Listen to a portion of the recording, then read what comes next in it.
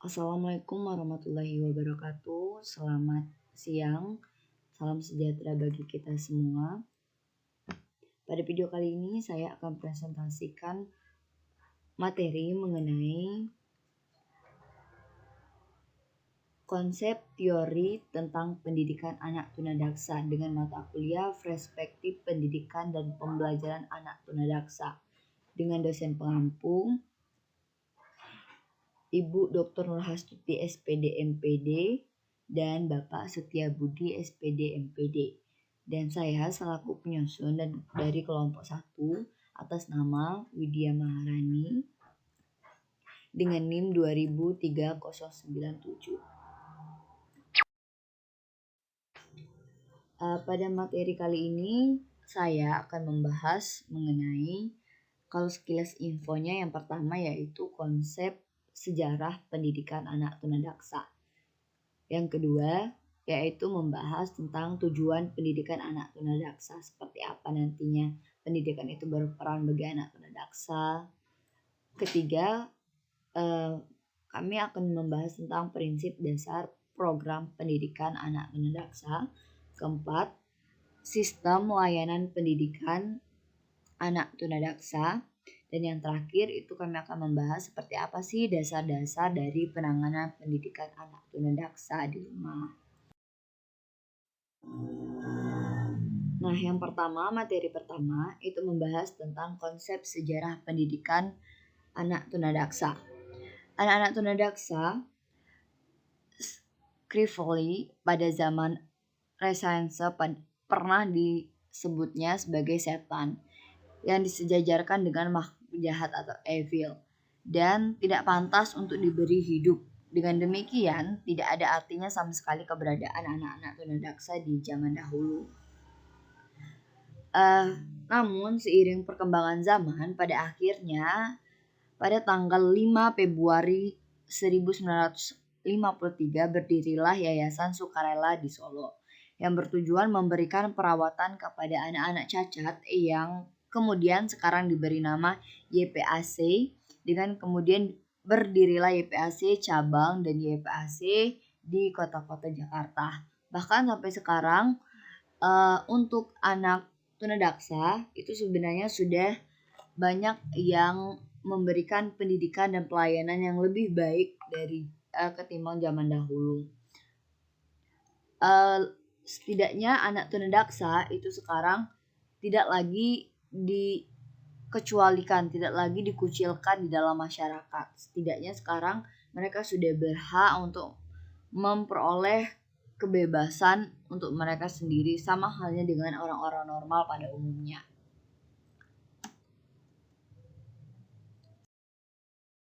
Selanjutnya itu akan membahas tujuan pendidikan dari anak tunadaksa. Tujuan pendidikan anak tunadaksa mengacu pada Peraturan Pemerintah Nomor 72 Tahun 1991 agar peserta didik mampu mengembangkan sikap, pengetahuan, dan keterampilan sebagai pribadi maupun anggota masyarakat dalam mengadakan hubungan timbal balik dengan lingkungan sosial, budaya, dan alam sekitar, serta dapat mengembangkan kemampuan dalam dunia kerja dan mengikuti pendidikan lanjutan.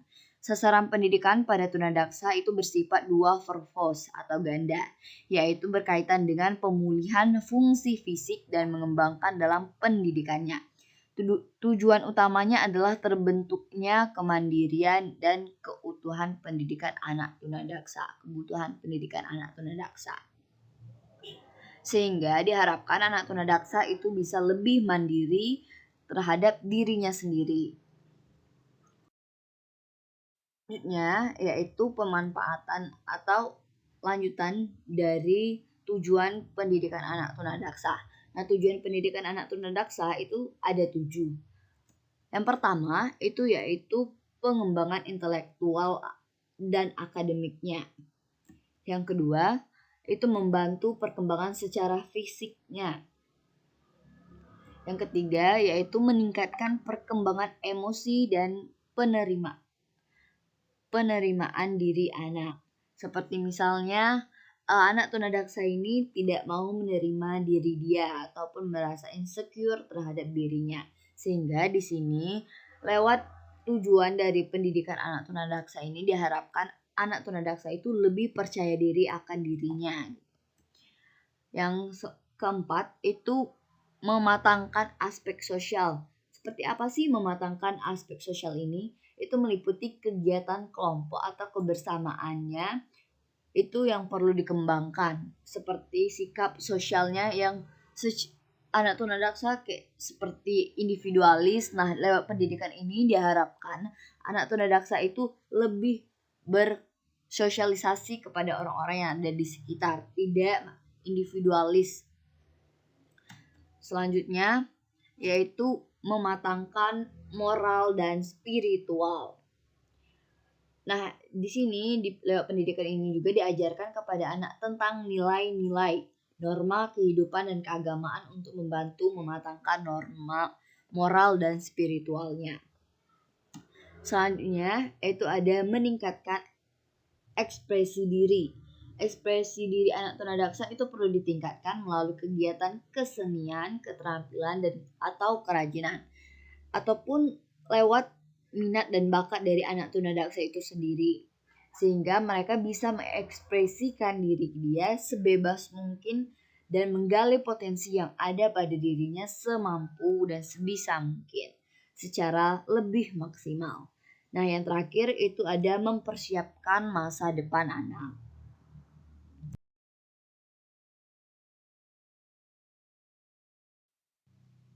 Selanjutnya materi ketiga itu ada prinsip program pendidikan anak tunadaksa. Nah, prinsip dasar program pendidikan anak tunadaksa itu meliputi secara keseluruhan anak atau all the children. Nah, all the children ini sendiri sebenarnya didasarkan pada pemberian kesempatan bagi seluruh anak tunadaksa dari berbagai derajat, ragam, dan bentuk kecacatan yang ada. Dengan memberikan layanan pendidikan kepada anak-anak tunadaksa, dimaksudkan mereka dapat hidup bahagia dan potensi yang dimilikinya itu berkembang seoptimal mungkin sesuai dengan kondisi yang ada. Selanjutnya itu ada kenyataan atau reality. Nah, dasar dari pendidikan ini menempatkan pada kemampuan masing-masing anak tunadaksa, merupakan yang pendidikan berlandasan secara kenyataan. Selanjutnya itu ada program yang dinamis atau dynamics program. Nah, dynamics program ini adalah proses pendidikan yang terjadi karena subjek didiknya selalu berkembang. Selanjutnya itu ada kesempatan yang sama atau equality of opportunity.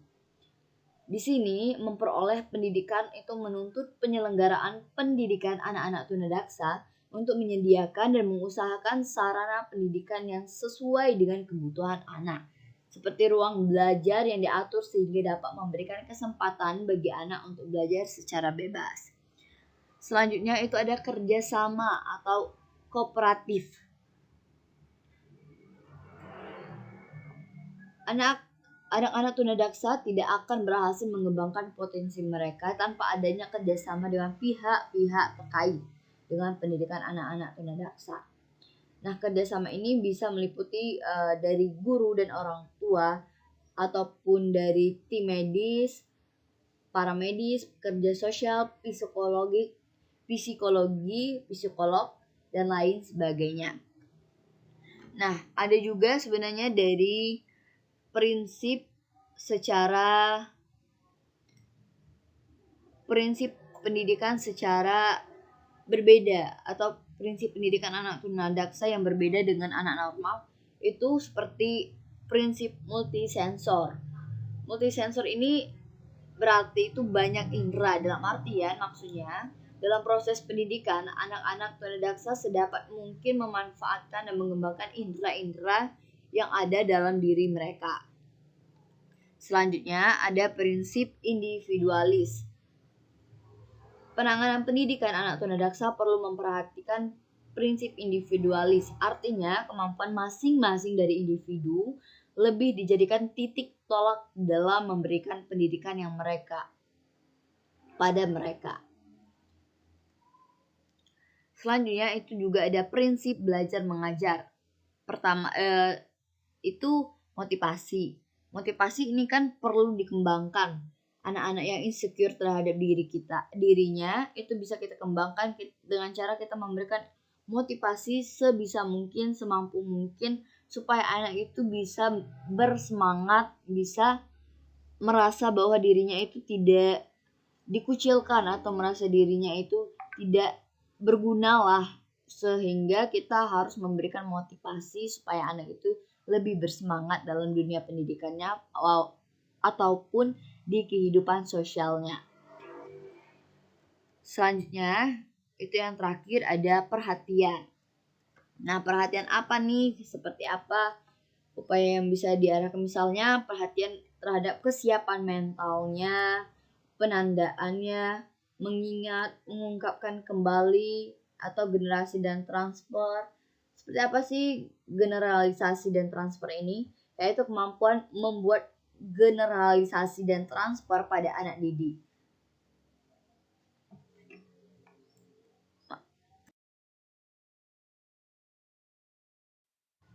Nah, materi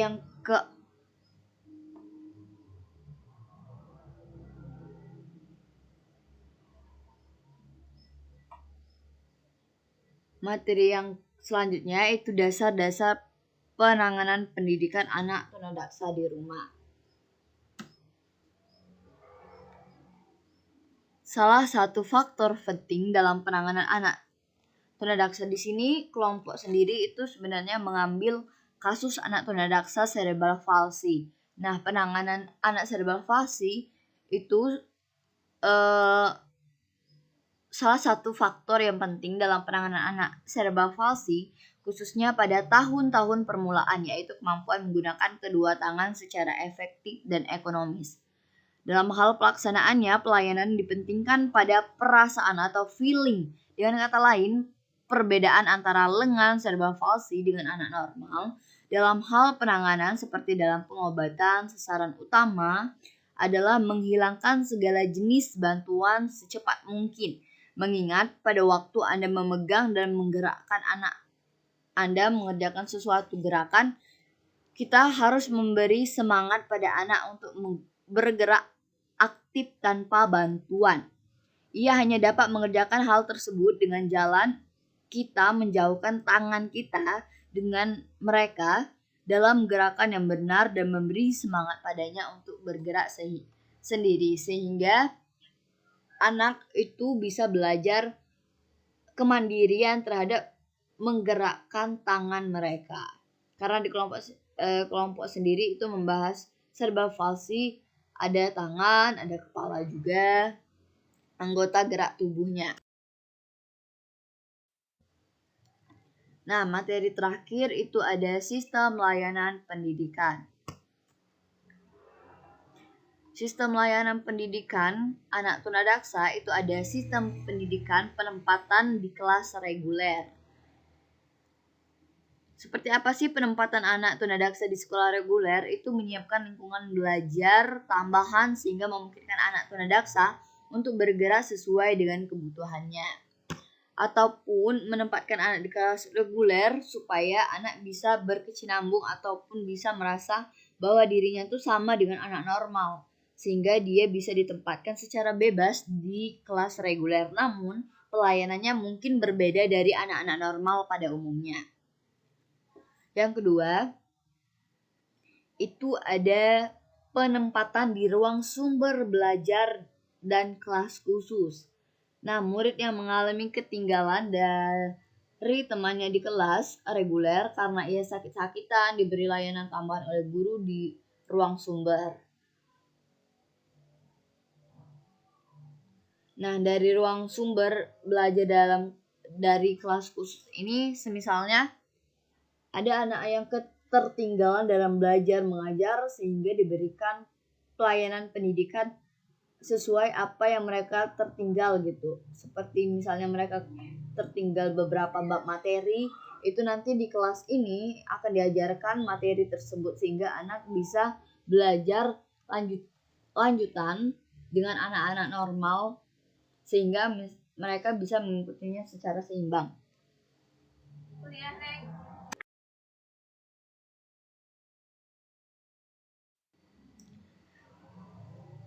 Mungkin itu saja penjelasan dari saya. Terima kasih atas waktu dan perhatiannya. Mohon maaf apabila terjadi kesalahan kata, baik disengaja maupun tidak sengaja, ataupun kalimat-kalimat yang tidak ataupun menyinggung kalian. Saya mohon maaf.